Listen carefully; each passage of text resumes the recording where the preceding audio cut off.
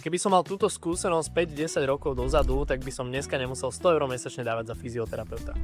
Mám 25 rokov a vždy, keď sa idem postaviť z gauča, že som dlho taký akože zahnutý, opretý, uvoľnený, tak sa mi stane, že ma môže seknúť. Je to veľmi nepríjemné a ako som sa vôbec do tohto stavu dostal?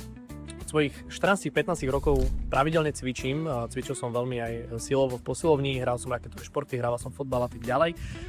ale dostal som sa sem takým spôsobom, že som cvičil zbytočne veľmi veľké váhy. Samozrejme v tom veku každý si tým asi musí prejsť, je to akože super pocit, aj sa nejako posúvať, progresovať a tak ďalej. A aj som sa snažil mať akože dobrú techniku, lenže každý je nejakým spôsobom unikátne postavený, čo sa týka tela. Ja mám napríklad veľmi ploché nohy, tým pádom mi kolena idú dovnútra, tým pádom mi trpia bedra, trpí mi spodný chrbát, mám slabšie brucho, čiže ten core, čiže tým pádom taktiež to ťahám cez tie kríže. No a keď som začínal cvičiť a cvičil som fakt, že veľké váhy, tak sa mi často stávalo, že som ako keby namáhal ten chrbát oslabal a v tom momente som to nejako akože necítil, ale keď som cvičieval potom, keď som mal už nejakých 20 niečo rokov, tak vtedy som to práve začínal cítiť a sa mi to horšilo a horšilo. Ďalšia vec je sedavá práca. Keď som založil Wizard, tak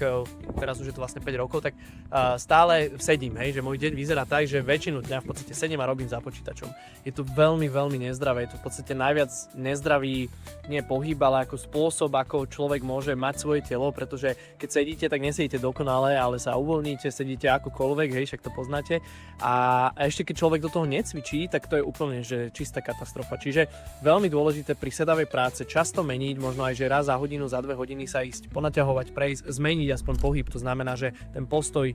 možno sa vystreť, postaviť sa, mať nejaký ergonomický stôl a stáť,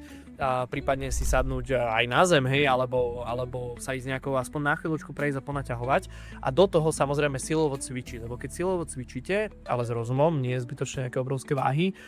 tak posilňujete tie svaly, ktoré vám v podstate držia aj tie kríže a potom ten sval nie je taký namáhavý a keď sa idete postaviť, tak sa nemusí toto stať. Takže toto je akože také ponaučenie z mojej skúsenosti, ktoré keby som vedel, tak dneska nemusím robiť to, čo robím, ale som za to rád, lebo som to zistil pomerne skoro a som možno predišiel nejakým odvareným platničkám vo svojej starobe.